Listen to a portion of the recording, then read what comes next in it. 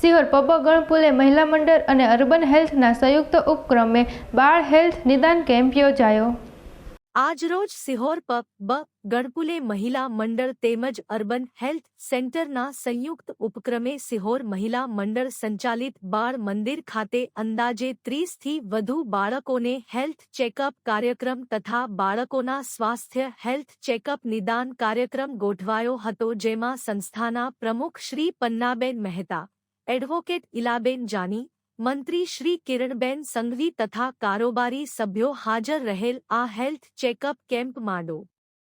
વિજય કામળિયા, ડો. પૂજાબા Gohil, urban team Sihor દ્વારા માર્ગદર્શન। આ કેમ્પ દરમિયાન કોઈપણ બાળકને ગંભીર બીમારી જણાય તો સંદર્ભ આપી અમદાવાદ સિવિલ હોસ્પિટલ અથવા ભાવનગર સર ટી હોસ્પિટલ ખાતે ફ્રીમાં સારવાર અપાશે અને તમામ બાળકોના વાલી પણ હાજર રહેલા અને તમામ બાળકોને સંસ્થા દ્વારા પૌષ્ટિક નાસ્તો અપાયો। આ સાથે અર્બન ટીમ દ્વારા હેલ્થ ચેકઅપ કેમ્પ પૂર્ણ થયેલ હતો।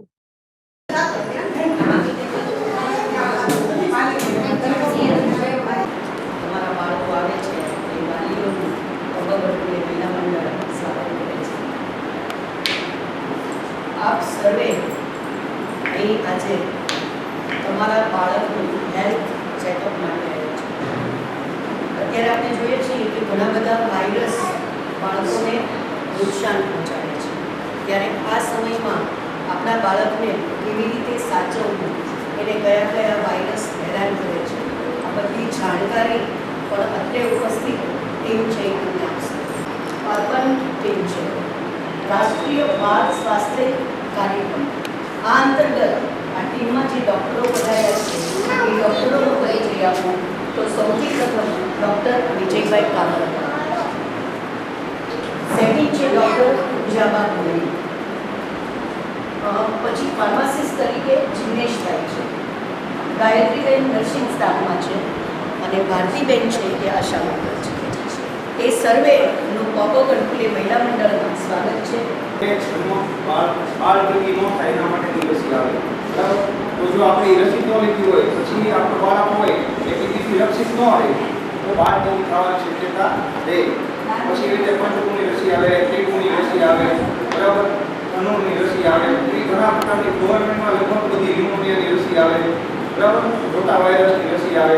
હવે ગવર્મેન્ટે મોટાભાગની રસી ઉપલબ્ધ કરાવી નાખી છે, એ તમે કદાચ પ્રાઇવેટમાં લેતા હો તો પણ લેવી જરૂરી છે। સાવ રસી ન લેતા હોય એવું ન ચાલે, ના પાડે છે રસી નથી લેવી। તમે આંગણવાડી ઉપર તો 80-90% લોકો લે છે રસી, સ્કૂલમાં કેમ ના પાડે? અમે દવાખાનાવાળા એકને એક વ્યક્તિ ત્યાં ઇન્જેક્શન દેવા જોઈએ સ્કૂલમાં તો વાલીની સંમતિ રહે તો વાલી ના પાડે, બરાબર। તો આપણે જાગૃત થવાનું છે, રસી શેના માટે હોય? રોગથી બચવા માટે, બરાબર। તો આ ચાંદીપુરાનું મેડમે કીધું એટલે ચાંદીપુરાને એક વાત કરીએ, ચાંદીપુરાથી આપણે ગભરાવાની જરૂર નથી, બરાબર, કેમ કે જે સેન્ટ થાય છે જેના લીધે જે માખી છે એના લીધે જે ચાંદીપુરા થાય એ માખી આપણા વિસ્તારમાં જોવા મળતી નથી, પરંતુ તમને એમ થાય તો આટલો બધો આવશાના પર ઊભો કર્યો, પરંતુ જો કદાચ કોઈનો ચેપ કે કોઈ દર્દી કે કોઈ માખી કદાચ આ વિસ્તારમાં હોય, બરાબર, ને કોઈને થયું તો એ રોગ છે ને બહુ ગંભીર છે।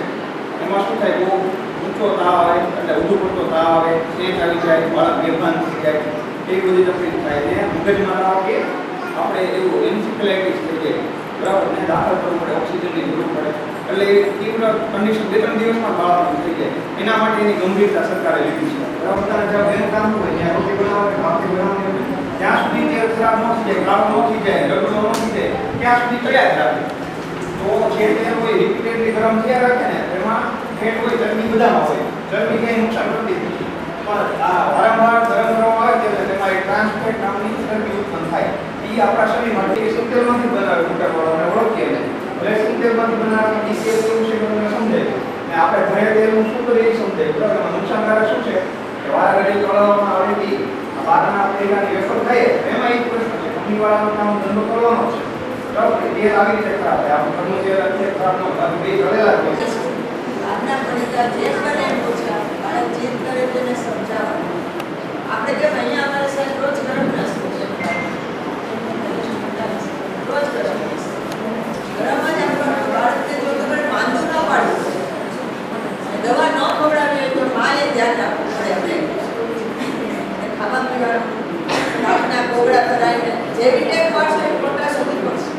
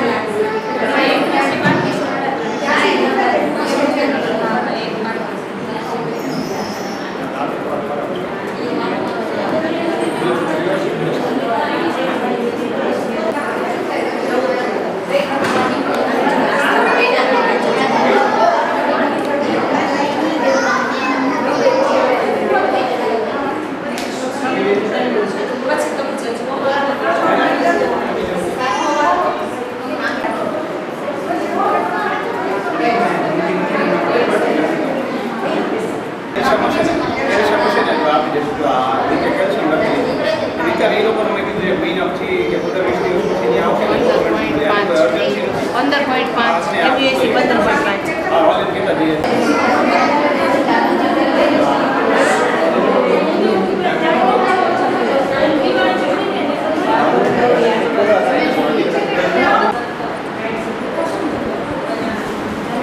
બીજા છોકરા બોલાવી લો. હા બોલો. બાળક